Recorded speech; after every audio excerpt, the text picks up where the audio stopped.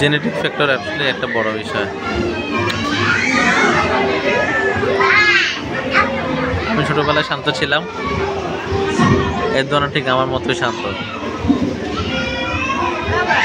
কোনো চিল্লাফালা টাইপের কোনো খেলা সে অভ্যস্ত না, নিজের মতো করে খেলে। আর সে এখানে একটা দরজা বানাচ্ছে, কিন্তু সেই দরজার ভিতরে সে কালার ম্যাচিং করতেছে, যেটা আমার অভ্যাস। ওইখানে খেলতে আসে, কিন্তু খেলার চেয়েও বেশি সে গুছগাছ করে। বলগুলো পেলে সে বলগুলোকে সে গুছিয়ে রাখে, তারপরে ব্লকসগুলোকে সে গুছিয়ে রাখে। এটাই তার খেলা। তার ভিতরে একটা আর্ট কাজ করে সবসময়, সব কিছু টাইডি আপ করার।